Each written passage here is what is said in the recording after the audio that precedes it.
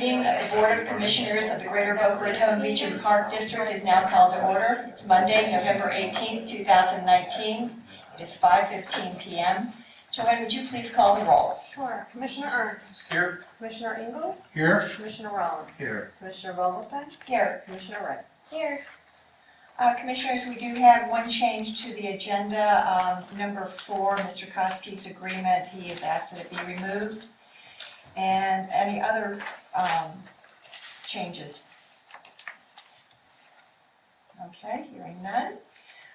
It's now time for public request, and welcome everyone, and we welcome Officer Rob to stand there and learn all about what we're all about.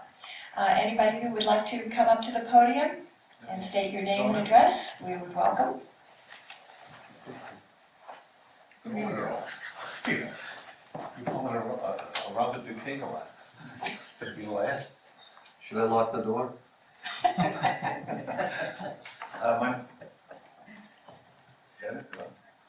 Harold Chaffee, 6200 Northwest 2nd Avenue. I just want to get comments about the joint meeting. I think, I don't know, I don't think it was very productive at all, except that you talk to certain people like the city, they think it was very productive. I mean, we had a guy who wanted to buy the property, right, for probably $7 million. We had another guy who was running for president, and the other guy wanted to offer you finally the $15 million. I mean, I don't know where the hell these people come from. You talk about disoriented or disorganized. I mean, it's just incredible. And what I really do is I really feel sorry for you guys, because of all the abuse and all this stuff you have to go through. It's just unbelievable. And even if you try to talk to the city, they don't want to talk at all. They're just very obnoxious. It's just a shame. And then, like I said, and they're actually basking in the fact that your back's against the wall, which is sad. I listened, anyway, I didn't listen to that 7-hour meeting just at the end, but you listened to the city council meeting at the end, and they were all like, just happy that they had control over it. It's sad, really sad that these two organizations, matter of fact, it's an embarrassment to this city that these two great groups can't get together. And the only thing we see in the newspaper is negative stuff. It's just a shame that you can't cooperate. All right, thank you. Thank you, Mr. Kennedy. Madam Chair, can I ask Mr. Chaffee a question? Sure. Harold, since you know the Boca Chica homeowners well, and you've seen everything that's gone along, I mean, the primary issue is funding. Do you think there would be an appetite for the homeowners at Boca Chica to contribute? At this stage of the game, I doubt it. I mean, they've gone to how many joint meetings where you've actually got nothing out of these meetings? This is going on for 4 years. For me to approach anybody at this time, when we don't even know who's even going to own it, run it, design it, would be ludicrous. The only thing you'd probably do is turn people off. It's not a matter of the money. You mean, as far as getting money and then basically giving it to you so you could run it, you could do it, or give money so the city could run it? Well, I mean, we have to figure out what we're doing, and we don't know, and I agree with you, but I was just curious from a perspective of what is the appetite of Boca Chica homeowners to contribute to it? Because and assume that we were running it, but $1,000, 1,300 residents, that adds up. yeah, well, if something was developed, you see on a piece of paper, and it was going to be a good golf course, I don't see any, I think that people would want to donate and be part of it, but there would have to be something worked out. But at that point, you're not even going to be there. So I don't even know why you're even asking the question. Because the way it looks right now, you're just going to be checkbook for this, for the city. That's all you're going to be. Unless you're basically, and if you wanted to hold off longer with this piece of property until it was done right, and you could organize again, I mean, we'd be willing to wait. We don't care. Or just basically do the East Coast, and the hell with this whole mess. And then basically, when you get the millage rate, you have to raise the millage rate. I don't understand why you didn't do it last time, but I can understand the pressure. I was intimidated even to stand up and say anything. I took it pretty mild. But get the millage rate raised and then just try to do something, But if you want to do the East Coast, I mean, I think that's what you should do. I really do. I think irrigation, there is a pump on that property, a well. I think Robert said to me one time that the well had dried up, and all the electricity, everything's there, and the pump. That's how they used to irrigate the golf course the way it is. So I know that the obstacle was, can can we use irrigation on the west side to, irrigate the east side? And I think it has to be looked into. Okay, thank you. But to answer your question, I think yes, there would be, a lot of golfers there.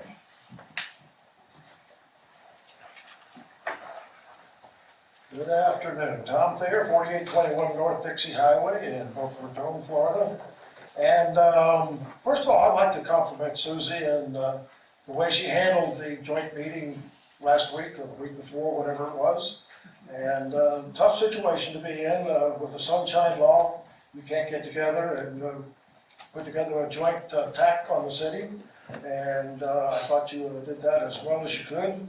Put in the position that you were put in without the financing to support development on your behalf, which goes back to our three amigos that we've mentioned before at the Willow Theater that could have changed the whole complexion of this situation. But that's water under the bridge until we get to tax season next year. And I would point out that we have 3 seats on this district board that are up for election in 2020. And if you don't like they're all the 3 negative votes, by the way, whether that had anything to do with their vote in the Willow Theater, I don't know. I assume they're voting their conscience and did it all in their best judgment. But if we can have some people that would like to vote in favor of the Boca Homeowners Association and do the course right, I got a feeling that the city's going to drag this thing out as long as possible before they put up any money for any kind of construction. So there may be another opportunity almost a year away. So that's all I've got to say today, and I thank you very much. Thanks, Tom. Hello, Mr. DeKay. Hello.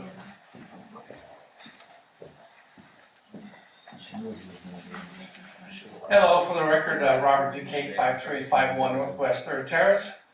I want to thank the commissioners and be the first possibly to wish you a happy Thanksgiving. I think we have a little bit of the Thanksgiving weather from up north here, it looks like, which is a welcome, I think, from what we've had for the last few months. But I also want to hopefully look back at what's happened with the whole golf course issue, and maybe the commissioners will look at the major projects from a financial aspect first before jumping into spending $750,000 on the project. I know that I have been an advocate well before February of this year asking about the financial aspects of it, even when Merv Timberlake was here. I think you have Merv Timberlake, and you also have excellent legal counsel representing you to help guide you in some of your business decisions. They have excellent experience. And I think that your cooperation with the city, I think the city has $67 million to be proactive, and I'm confident that we will get a new golf course with the city's input as well as your input. I think that whatever the golf course arrangements work out, I'm sure that we will have a golf course that will be good quality, and I'm confident that the residents will be happy. Thank you. Thank you, Mr. DeKay. Sure. I wasn't gonna say anything, but I thought I have something you want to hear. Michelle Peel, can you hear me? 7391 Northeast 8th Court, Boca Raton, representing the Friends of Gumbo Limbo tonight. I just wanted to let you know that we had a very successful Gumbo Fest celebration on Saturday. Over 400 people attended, with 6 chefs competing for Grand Gumbo Master. So that was pretty, it was a lot of fun. I will say we had great city support for that effort. The rangers were out in force, the Gumbo Limbo Nature Center staff were on site greeting and working with our guests. So it was a wonderful event on a beautiful weather day. So thanks to everyone involved in that. I just wanted to update you also on the Bring Back the Tower campaign. We had a very successful, almost a house party on property that has helped us get pretty darn close to our goal, but we're not not there yet, we're not finished fundraising. Again, thanks to the city for helping us make that a very successful evening. They did provide preliminary drawings of the tower. Is that my phone? No, it's mine, I'm sorry. A preliminary drawing of the tower, a draft with a funicular on it, so that was nice to be able to show guests. And the Coastal Star did an excellent article, if you haven't seen it, on the Kusowski family, who are our primary donors for that. It's a beautiful article, front page. We are awaiting estimates from the city on what the cost estimate's going to be for that tower. And so that's a piece of information that's really important for us as we look to continuing our fundraising. But we're making really good progress, so just wanted to share. And happy Thanksgiving. Thanks, Michelle. It was a very nice event, very well attended and enlightening. And staff was wonderful. They were. Everybody was wonderful. Would anyone else like to speak? Greg?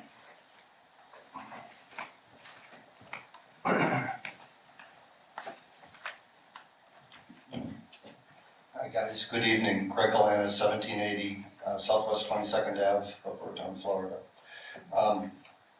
While I'm very appreciative for what you guys have done over the last 2.5, 3 years, I'm a little bit disappointed in the outcome last week. For this body to be working so hard for so long for what we know is the right solution, to not even go into the meeting in agreement among yourselves how to proceed was very disappointing. The city went so far as to throw out an example. If we give you X amount of dollars, the mayor said basically what you're asking for, and you guys waffled. You didn't take it, you didn't jump on it and say, yes, we'll do it, we can do that. I don't know what's happening, but again, a little bit disappointed. I think somebody needs to look into the history here and understand, maybe through Jacob's guidance, on unreasonably withholding approval. There is precedent and there is documents from when you guys early on in the process said you were going to be needing $10 to $15 million to build this golf course. I mean, that's not a surprise. That should not surprise anybody.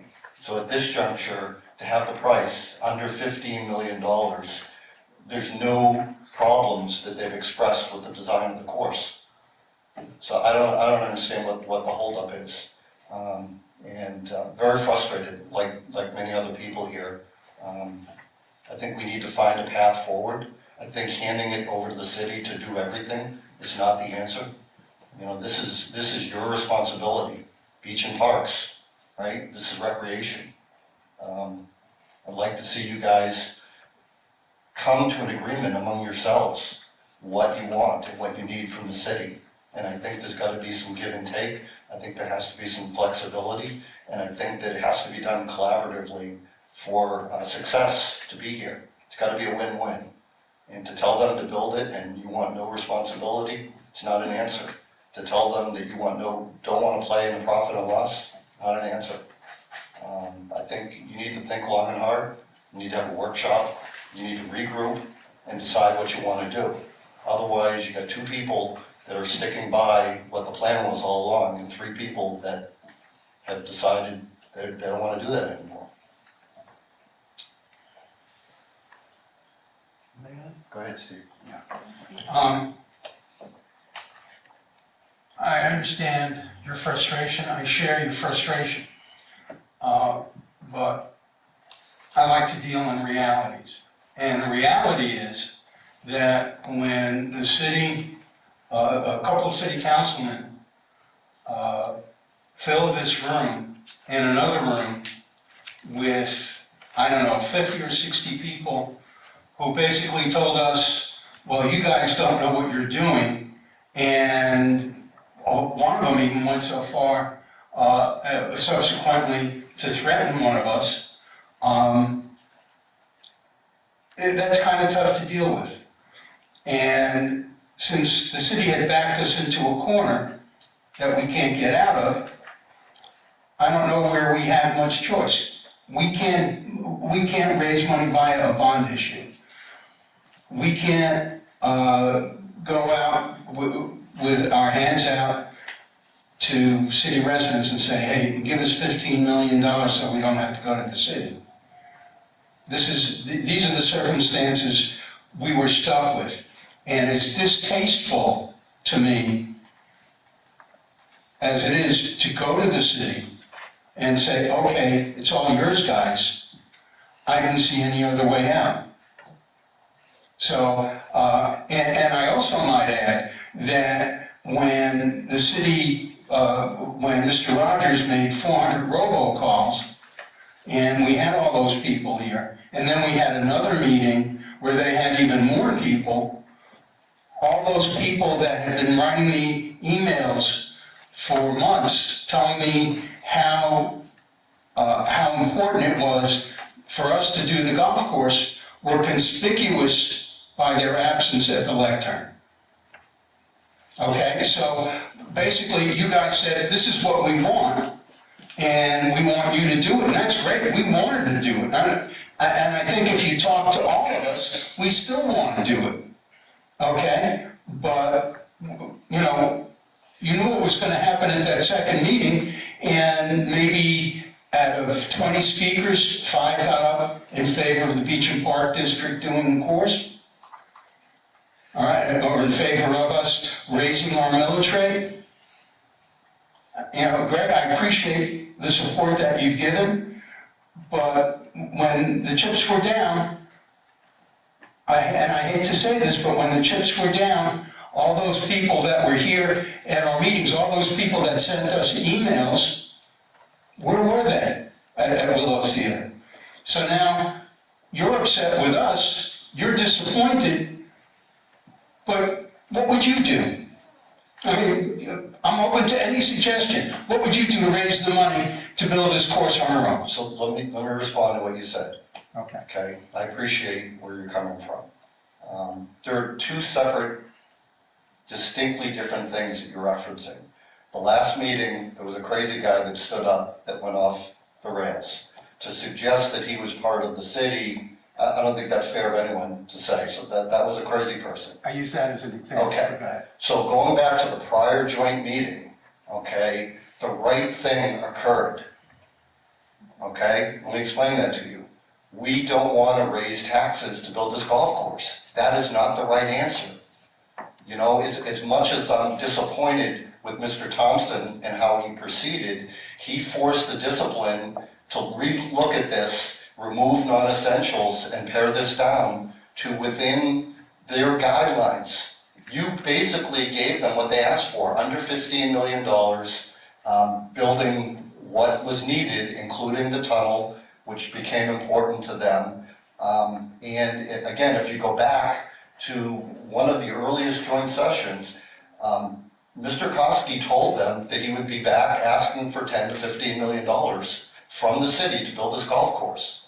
So now, here we are, we need $13 million in change, and they're unreasonably withholding the approval, and they want to start the process all over again. Am I missing something? No, you're not missing anything except, Steve, can I respond to Greg about, we were in a bad situation too, where we got the letter with the offer, and we couldn't have a meeting and discuss it. Your suggestion to have a workshop so that we can come to some kind of an agreement, even though we have, had the joint meeting, we still have another one coming up in January. And going forward, we do have to get on the same page, all of us, or close to it. So your suggestion is a very good one, and we appreciate all your efforts. But we had no opportunity to really talk. I tried to call, I called the mayor and left a message a week before the meeting, and he called me the day of the meeting. I was gonna suggest that maybe we postpone it until we'd had an opportunity to discuss this. So Rick Hurd and I worked on that document and the revised pricing. I mean, I personally worked with him for 4 or 5 hours, and he spent a lot of time on his own to redo that. The best thing that I heard at that meeting that nobody supported was Wayne standing up and offering to sit down with all the city's people and you know, going through it with them, you know, where the numbers came from and what they represented. Because again, in my mind, we are where they wanted us to be, okay? There were people on the city side, Mr. Rogers, who claimed he hadn't seen anything.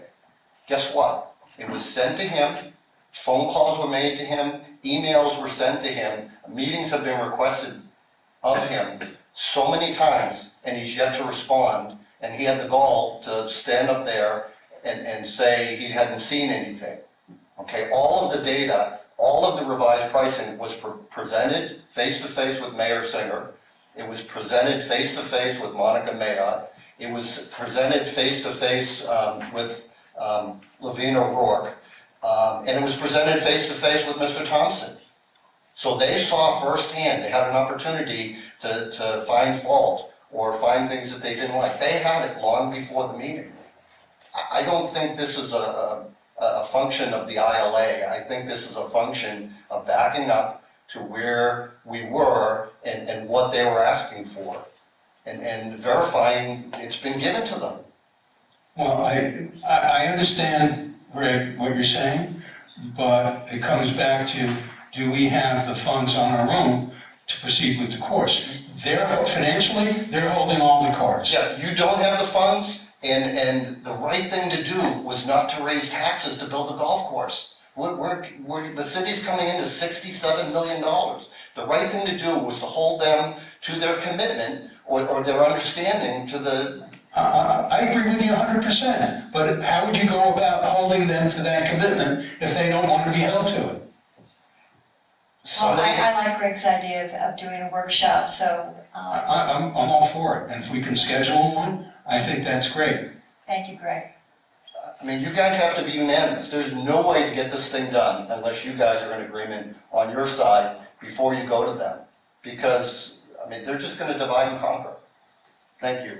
Thank you. I almost don't recognize you with the beard. No shade November. Anyone else like to speak?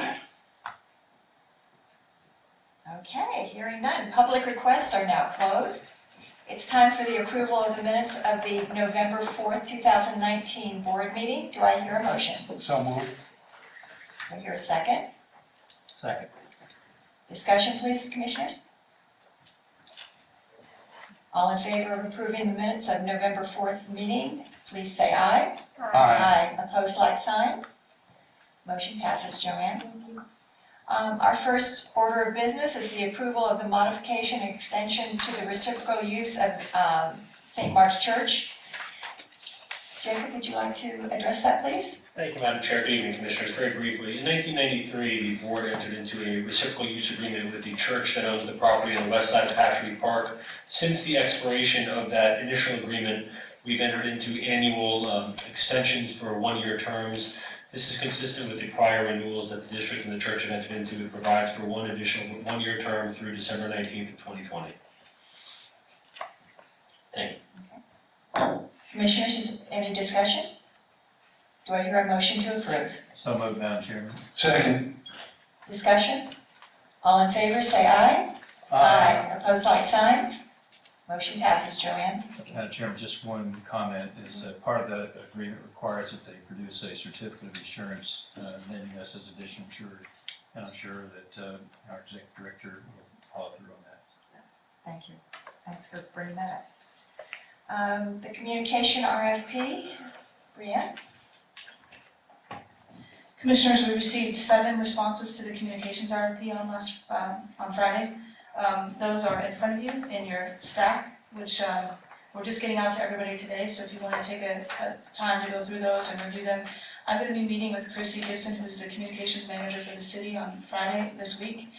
We're going to review them together and kind of do a matrix and kind of break down what these offer and the different prices and scope of services that each one offers to give you guys a kind of a cheat sheet of sorts for these RFPs, and then we can talk at our next meeting if you're interested in interviewing them publicly or how you want to proceed based on that. Commissioners, do you have any comments? Steve? The only thing that I would, and I haven't gone through these, so maybe I'm being premature, but I would like to see if any of these submittals, if any of these companies are currently doing work for the city of Boca or any members of the city council, or they have done work and under what circumstances. I would ideally like to have, whomever we choose for this, ideally, I would like to have somebody who has no prior connection with the city of Boca. We'll put that on our matrix. Thank you. Aaron, do you have anything? Craig? No? Okay, we're good. Great. Okay, moving on right along. Number 3, the budget amendment for fiscal year 2018-19, found on page 9 of your agenda packet. Do you want to handle that? I thought Yeah, Laura sure. might be here. No, Myrna's not here. Page 9 of your agenda packet details this amendment to the 2019 budget. I don't know if anybody has any questions. I don't want to read it out in full if you guys are good with everything. I think we've answered things separately. And if we are comfortable with it, we have a resolution on page 12 that we need to adopt. And if I may, for the record, read the title of the resolution to the record, Yes. Madam Chair. Please. Thank you, Madam Chair. Resolution 2020-01 is a resolution of the Greater Boca Raton Beach and Park District, Palm Beach County, Florida, amending the budget for fiscal year 2018-2019 and providing for an effective date. Thank you, Madam Chair. Thank you, Mr. Horowitz. Commissioners, do you have any comments or questions about this? Madam Chairman, this is not an unusual request. We typically do this every year. And having reviewed the packet myself and having an explanation for 1 or 2 items from our executive director, I'd like to make a motion that we pass resolution number 2020-01 in the amending the budget for fiscal year 2018-19. Do I hear a second? Second. Any discussion? All in favor say aye. Opposed, like sign. Motion passes, Joanne. Our last item is the discussion regarding the creation of a public decorum policy. In a previous meeting, Mr. Ernst had requested some information about harassment and bullying, what have you as well. So, I think it was me. oh, was that you? We look alike, it's hard I know. I was gonna take credit. Well, thank you, Mr. Engel. Rhian? Sure, so in your packets are some background information from the city of Boca, Tamarack, and some policies that Commissioner Ernst had worked on as well. We put those in your folders just for research, but what we're looking for tonight is basically direction to work on a policy that will kind of outline how our meetings should be run and protocols that we would put in place for public and for the board. We just need direction tonight to go forward with it and One of the things that I'm looking for is not only governing the interaction between staff and the board, but also between staff and vendors and the board. And also, I think we need to have some kind of rules of public decorum for attendees. That they act in a civil manner and in a non-threatening manner. This is a forum that's open to all, but providing for civil discussion. Things can get heated from time to time, I recognize that, but I was very disturbed at something that occurred at the joint meeting, and I thought, my feeling is there's no room for that kind of behavior, and I want to make sure it doesn't carry over into our meetings.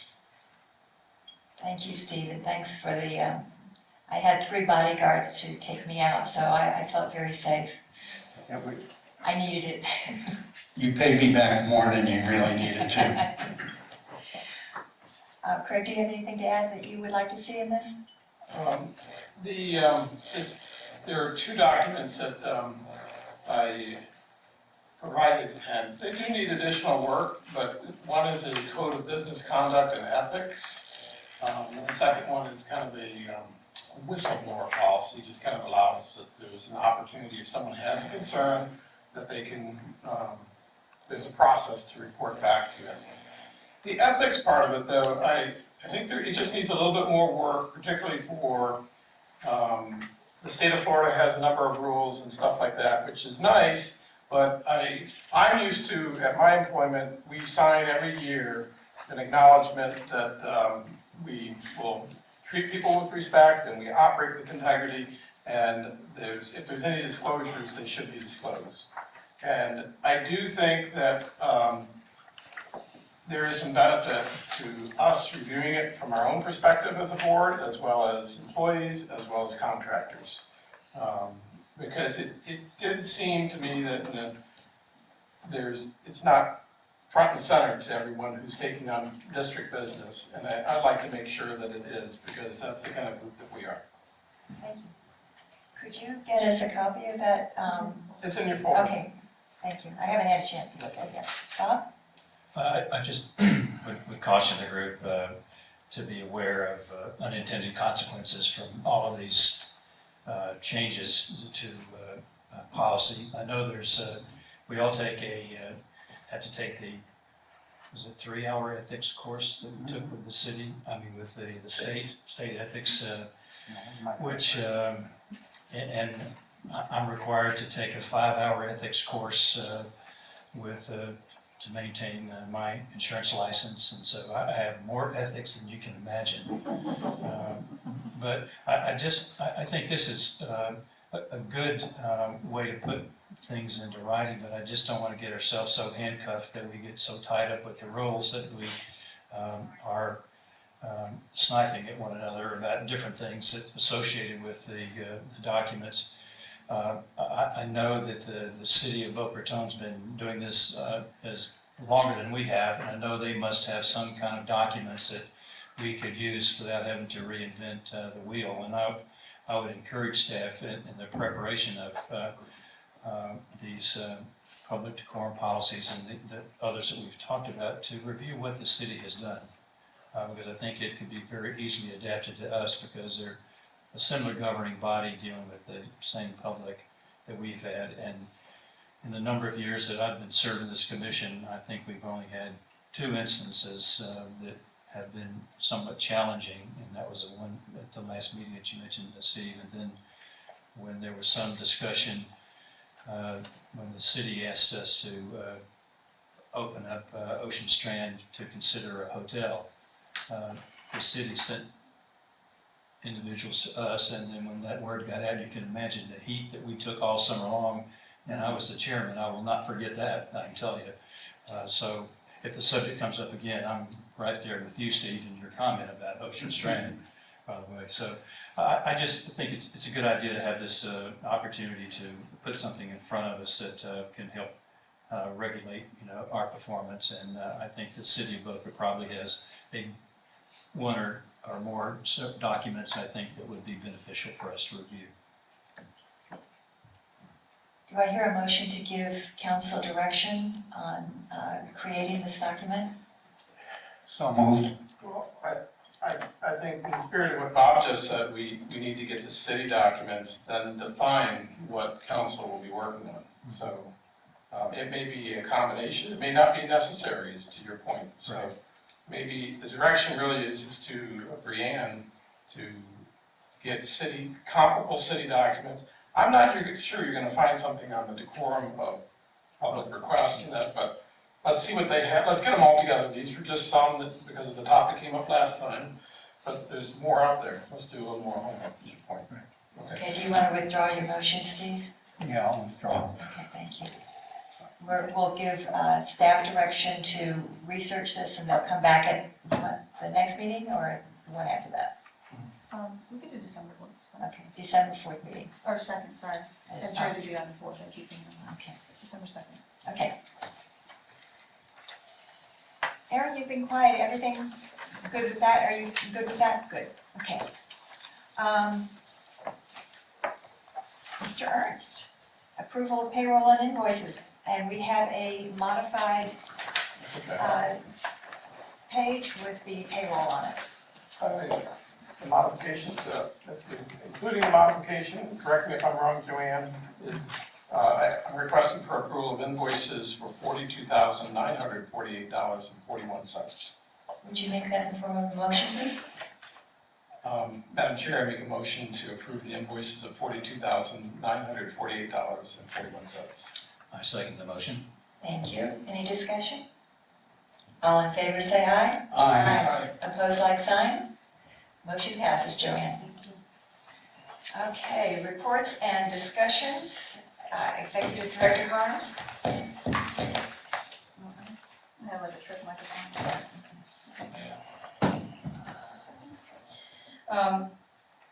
I wanted to give an update. Some of you have asked about the shade structures at DeHornley Park, which we had gone out for last fiscal year and had approved, and then the city didn't want us to do that project on their property. So we halted it. We did get the shade put up at Sugar Sand Park, so that's done. They are considering utilizing a state contract for the shade structures at DeHornley Park. If that works out, we're hoping for January. If that doesn't, they'll go out to bid after that, and it'll probably be March or later before we see those shade structures at DeHornley Park. Wanted to confirm the city was requesting to move the joint meeting that we had scheduled at this past joint meeting to January 27th at 6 o'clock. Is everybody still good with that? I wanted to talk about golf, but a totally different side of golf. I wanted to comment, I know the city staff, especially Paul, and the golf course staff have been working on programming and bringing some attention out there to Red Reef. So they had their first ever Red Reef Junior Golf Classic. It left off on a great foot. They had 35 kids sign up, 30 ended up showing. They had a lot of adults and parents and grandparents there. Some people who had never even been to the course were very excited about it. They actually booked a tournament of 40 kids who have already, that'll happen in April. So they're getting some attention out there at Red Reef Golf Course, which is great, and they're working on the programming. And then Saturday, November 30th, for the golf players, where'd Greg go? Glennis is gone. Okay. Well, November 30th, 10 to 2 at the municipal golf course, they're going to be doing an equipment demo on the driving range, so you can try out some of the equipment that you haven't bought yet, see if you like it. The pros will be there to talk to as well. So they're working to get people out there and get out to the course and try some new things and building their programming. So, and I also wanted to thank the Rangers. I mentioned it a couple meetings ago. I feel like their presence and has been more impactful, I guess, as far as just having them around. I was here late last week, and this building had been closed, and then the tennis was quiet because it was raining all day. And the ranger, was here and attentive and making sure everything was fine, and I appreciate that, and I appreciate their involvement. And that's all I have until we get to future agenda items. District Council, Thank you, Madam Chair. I have nothing this evening. thank you. Aaron? Yeah, just one thing. I've had a couple requests to look into repainting the lines of the outdoor basketball courts at Sugar Sand. Just because basketball season just ended for Boca Hoops, and they had some issues with not being able to see the lines well enough, and it kind of turned their kids off a little bit. They weren't sure where to stand, stuff like that. So if we could look into, because I don't think they're going to need to be resurfaced or anything, just repainting the lines. Steve? This afternoon, I had the opportunity to review Brianne's notes on the city council meeting, especially as they related to the golf course. And I felt like I was reading something from last year. All I saw was, well, it cost $28 million, and then they asked us for $20 million, and it's too much money, and it's, I felt like it was revisiting Let's Beat Up on the Beach and Park District. What also disturbed me were two other things. One was the repeated mention of buying the golf course from the district, which I'm just as opposed to that as I am to the sale of Ocean Strand. And the second, a rumor that should they buy the property, they would use a part of the property over at Jeffrey Street and rezone it for retail and develop it, which is very disturbing to me. You know, this puts a whole new light on everything that's going on with the golf course. So right now, I'm kind of upset at the fact that instead of moving forward, we're revisiting all the bad things that the Beach and Park District did. What we did, we did. Whether it was right, wrong, or indifferent, we did it. It's done. I'd like to move forward. I'd like to see the city's ILA. I'd like to see what's contained in it, have a thorough discussion of it. And if we can improve it, great, let's go ahead and improve it. If we have suggestions for modifying it, modify it. But to revisit the same ground about how much we asked for and how much we were going to settle for, that's unnecessary conversation. And then to hear a story about, they're thinking about buying it because they want to develop it for retail or for residential, that's also disturbing. But to that end, as a future agenda item, I would like council to look into what procedure we need to follow for dissolution of this board. This board. Wait, what? Uh, Sorry. Okay, I'll repeat it. I would like our council to look into what procedure is necessary to follow for the dissolution of the Greater Boca Raton Beach and Park District. If the city feels like they don't need us, that we're just there to be their whipping boys, fine. We don't need to be around. Jake, before you spend time researching that, let me ask you a question. Is that something that would require a motion for you to undertake that? I would want at the very least consensus, and not a motion from this board to pursue that research assignment, which we're happy to do. Just for the record, the board is governed by Chapter 189 of the Florida statutes, which pertains to independent special taxing districts created by the legislature, which we are. The statute lays out a process both for incorporation and for dissolution. And with the board's direction, we'd be happy to pursue that research.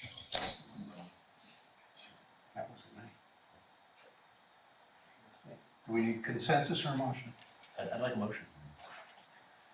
I move that we direct the council to research the subject of dissolution of the Greater Boca Raton Beach and Park District.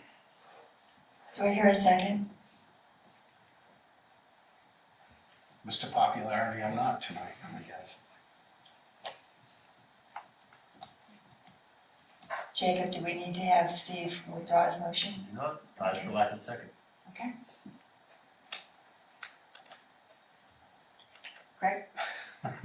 How do you follow that? I follow that. Okay.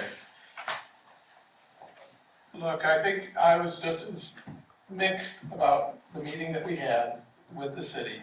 I like to focus on the things that we agreed upon, and the first one that I got out of it was there is a desire to have a quality golf course by the city and by the district, and I think there is a desire to do it expeditiously. How we do that and how it happens, I'm not sure, okay? The comment about, it was during the meeting that Jeremy said, well, we could just buy it at market price. And so afterwards, he said we could market. Look, in my feeling, everything is for sale, but I'm not gonna just walk away and give something away for nothing. You know, I don't know. I think you leave all options on the table, and I thought I expressed that at the meeting too. I'm not saying it's for sale or anything like that, but I think you leave all options on the table if you decide. To that degree, the second one was about what do we do if there's Jeffrey Street? I think What I'm hearing in several different places is that they are requesting that Brightline get permission to have Jeffrey Street Extension go underneath or over, whatever they're gonna do.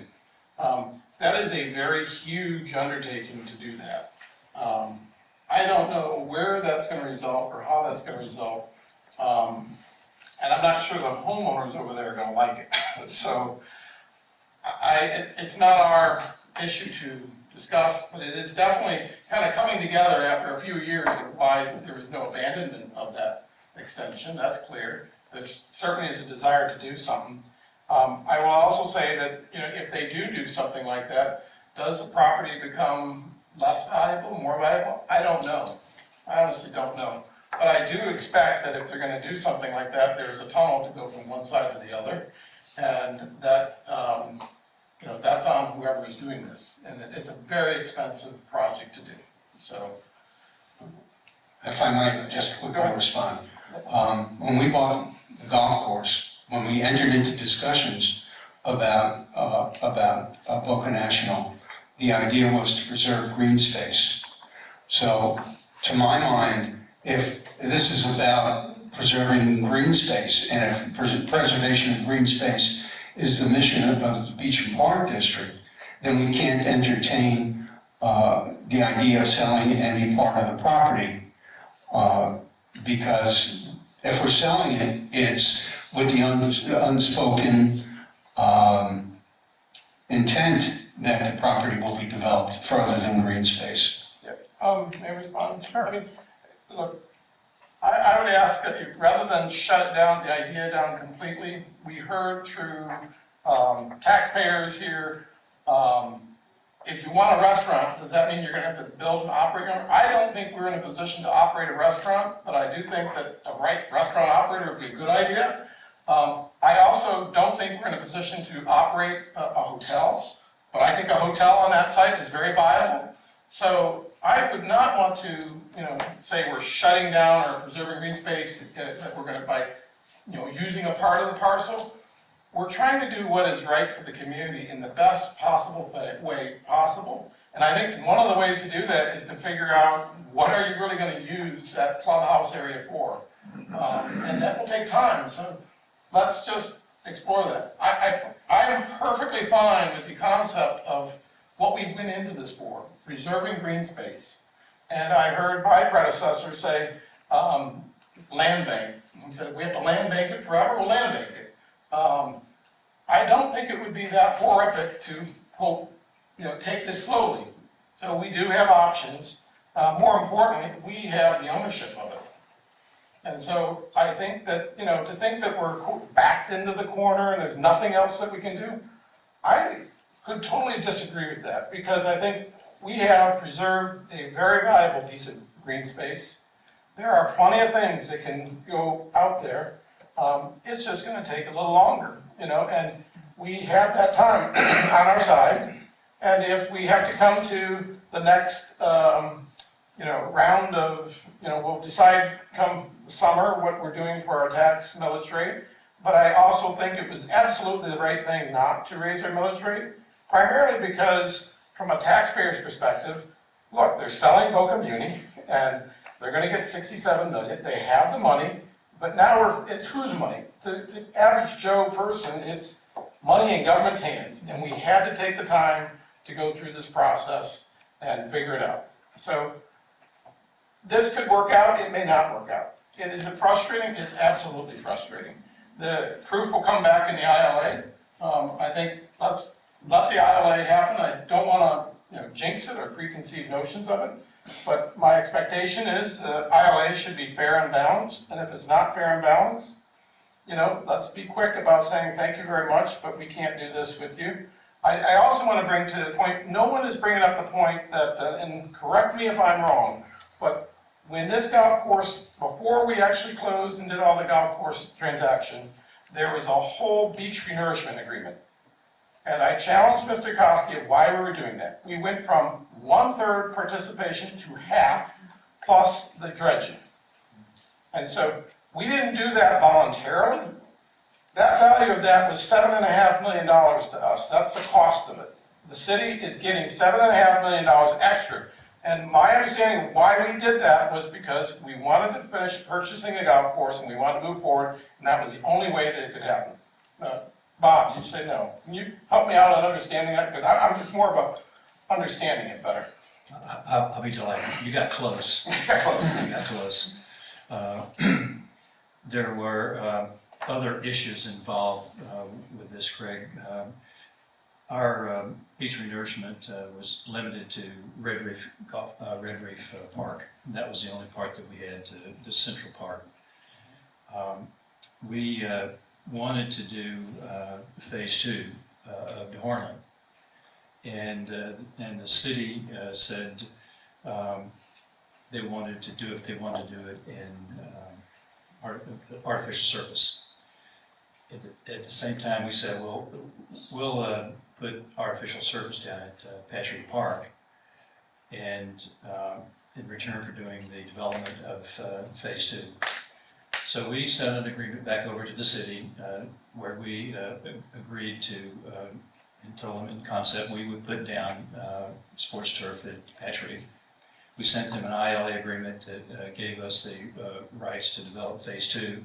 And in the process, a discussion came up about, since we are in the beach business, why don't we help them with the local share? Now, at that time, we were flush with funds, and it seemed like the reasonable thing to do. So it had nothing to do with the golf course. I mean, this was pre-Craig, pre-Aaron decisions that we made. And in retrospect, you know, you look back and some decisions don't look so good when you're looking at it from this side of the ledger. So that's how that came apart, came about, was trying to be a partner with the city. And when we got the ILA back from the city, it took them 6 months to send back the ILA for the development of phase 2. And when it came back, it was, like you said, it was something that we could not live with. The terminology, and you probably all have seen the ILA that was sent over, and the authority that was taken away from us just was unacceptable to make us just a checkbook, and we weren't going to do that. And in fact, it came back as a master ILA agreement covering all the parks, and it seemed of no value to me to combine them into one agreement when we've been operating for over 30 years the way we were with just those individual agreements. So had nothing to do with the golf course. I didn't mean to correct you, but it may not have been the soundest decision, yes. That's just the timing then, okay. Right, so, I mean, trying to be good neighbors, the city asked us to consider it, just like they did with Red Reef Golf Course. The city came to us and said, you know, this is a park in a sense, and, you know, like you do with the rest of Red Reef, why don't you subsidize this park, since it's a part and parcel of that, and so we agreed to subsidize the golf course at Red Reef. In retrospect, was that a good decision? I think trying to partner with the city, yes, it was a good decision. Would I have done it today with what I know today? Probably not. I probably would have wanted to negotiate something in return for our partnership. So, Okay, well, I mean, I appreciate that, that helps, but maybe it was the timing of those things. it was. I'm going off of what I was told by our then executive director, saying, well, you have to do it or else you're not gonna move forward on the golf course, so, and maybe that was. It was before that. Okay. There was no tie-in with that at all. Okay, and then far as, now that we have, I was part of Patch Reef, and so the goal was, you're gonna build artificial turf at Patch Reef, and in return, they were gonna build phase 2. Correct. And so, is that still on the table, or is that, rarely we talk about No, we did not sign the ILA that came back that would have authorized us to develop phase 2. and nor do we have the money now to do that, so. Well, in respect to you, Craig, you pointed out to us when we were talking about Patch Reef, and I was emphatic that we need to honor our agreement. We spent $4.2 million in honoring that agreement, and in the process, with the swimming racket at $5.2 million, I mean, there went $10 million of our capital reserves that could have very easily taken the 10 million from the city that Greg mentioned and would be in the golf business. Right, okay. But I mean, all that's hindsight. That's all hindsight, I'm with you. So the going forward plan is a couple things. One is, the letter from the city that we got was saying that they will build it, they will do it, and so that was the framework that we went to, and that's what we had our meeting for, and they are gonna develop an ILA, and so my suggestion is that we move forward with the ILA to see what it comes back with. But if it comes back with something that we can't really live with, sort of like what's happened in the past in other agreements, maybe that's the united front that we're talking about, but I would say it needs to we'll take our time to figure out what we're gonna do, but I do think we need to move forward quickly with getting some kind of money on the golf course, being a driving range, whether it may not be the nicest driving range, but we should do what we can to open a driving range, and I think we should really consider the land use as a temporary factor in some other form. And so there's concepts out there from disc golf to other things that are lower costs that are very different. If we're not going to use the course in the next year, I think we should open it up to be very creative with it and see what we can do with it. But the things that you're going to definitely need is you're going to need a temporary clubhouse regardless, and that's a trailer. So I think whether it's us or the city, we need to think about doing that. And I think we should think quickly about the opening the driving range, because that is, a way to make some money on it. And Steve, I would push back a little bit, as I do think we should consider some kind of developer or someone real estate expert to help us with that corner. Whatever that is, I went into this thing of saving green space, yeah, all in, but I also went into it with the concept there was gonna be a hotel on the corner. And that was good for $3 to $7 million, and we need to. Can't sell it. We can't sell it. I understand that now, but that's a little late, to Yeah. find that out after the fact, so. But given what our circumstances are, we can't sell the property. We can't build a hotel ourselves because the zoning has changed with the destruction, with taking down the hotel.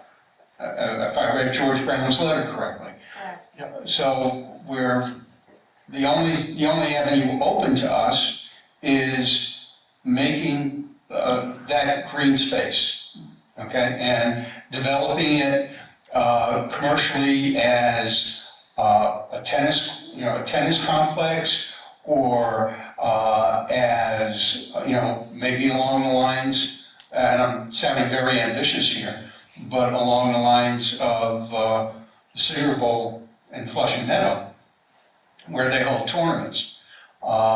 Again, maybe I'm being very ambitious and overstepping, letting my imagination go crazy. But we can't develop it for retail, we can't develop it for any kind of commercial property, and we can't even develop it for its prior use as a hotel. What I heard, Steve, was that you cannot sell it. It doesn't mean you can't lease it. I don't know. Well, they say, we can't convey it. Why don't we set a date for a workshop to sit down and hash these things out and get all of our thoughts and our ducks in a row, Can because I wear boxing gloves? Huh? Can I wear boxing gloves? We don't need to box, we're, That's fine, we're pretty good. We're pretty good. I have a question.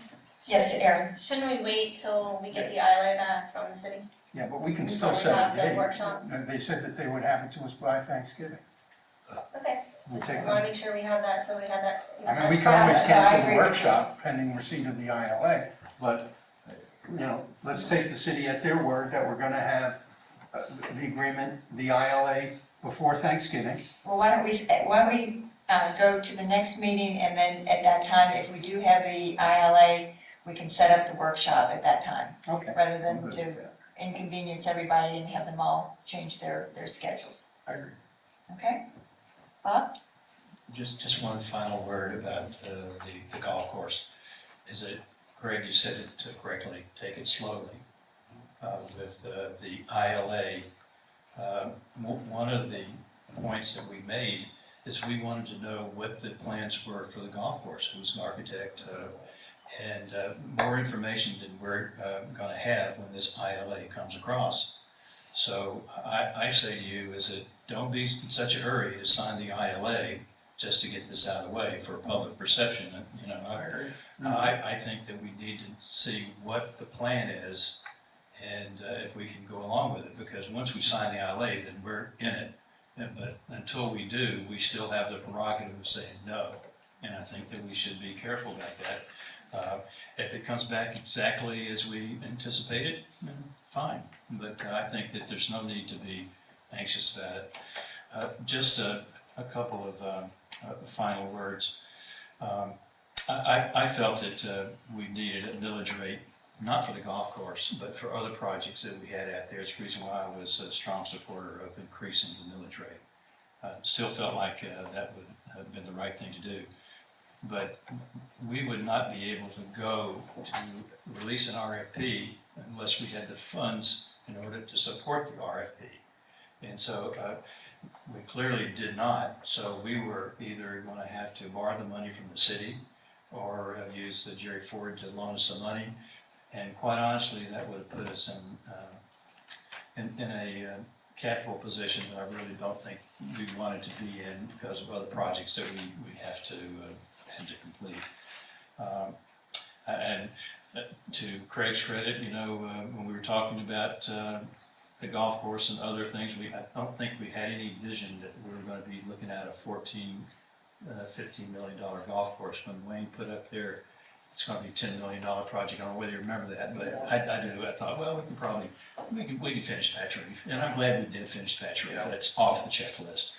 But between this facility and Patch Reef, we really, you know, hit our balance sheet pretty hard. And so, in the past, you know, we carry pretty healthy reserves, and so now it's time to build up those reserves. And as Steve said, you know, it may be necessary next year that we look at a millage increase. And hopefully we'll have better support when we do, but it's up to us to justify that to the public, and I don't think we did a good job of that. I'm not talking about the public in the immediate area, but the public at large. I mean, they supported it whenever it was brought up to me. It was like, raise the millage rate, let's get it done. But nobody was willing to come to the podium and in front of the hostile crowd. And I don't blame them, you know, it was intimidating. But at any rate, I just think that we take it slowly and make a good, sound, solid decision whether we sign the ILA or whether we put it on the shelf until we were able to afford it. Cut grass. And so, I mean, it's a beautiful grassy area, you know, the grass is cut and maintained. But anyway, that's all I have to say, Madam Chair. Thank you, everyone. I have nothing to add except for some of the things that I'd like to see on a future agenda. One of them is Brianne's amended agreement as the executive director instead of interim executive director. The banking RFP, I'd like to see, A recommendation? yes, a recommendation on that. We will have a sunshine law delay once again. Mr. Gorin is going to not be able to attend that meeting, and so we will delay it until after he's able to participate. The pension fund should be on the next agenda. And I think we should start to do the communications discussion. We should have some feedback from Brianne and her Chrissy. I'll get you something. Okay. Are there any other future agenda items? Yes. Okay. So, when you talked about the retirement for the, we were talking about the Florida League, I think everybody has copies, I don't know if there's any questions, but we do have resolutions that have to be adopted before we can implement the plan, so the goal would be to have those resolutions on the next agenda, get them adopted so that we would start the retirement plan. I don't know if there was any questions about the two, because there were two different options. The goal would be to adopt both of those. One would be strictly for the executive staff, and that's the matching contribution. The other is just something that anybody can donate as an employee, so that they can have a savings plan. So everybody's good, great.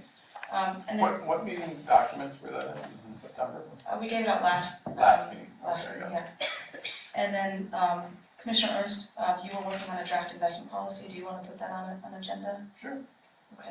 Revising our current investment policy, so we can put that on December 2nd. Just for perspective on the policy, it's a simplified policy oriented more towards what we currently do, cash investments using the Florida SBA system. So the prior policy gave a lot of discretion to the executive director and was really oriented to physical investments, buying securities and investments. And I'll tell you that over time, it's not something we probably want to do because you have credit risk, you have a lot of other exposure items. So it's easier for us just to, we don't have a lot of cash, so we just put it with the SBA. And at this point, we've earned up well over $430,000 on SBA this year. So, Thank you for Yep. keeping an eye on that. You've been an incredible treasurer. You really have. I hope to get us at least up to $500,000 before the end of the year, so that's good. Keep working on it. Yeah. Is there anything else? Steve, Move to adjourn. do I hear a second? Second. Record All in time. favor, say aye. Aye. Aye. Meeting adjourned.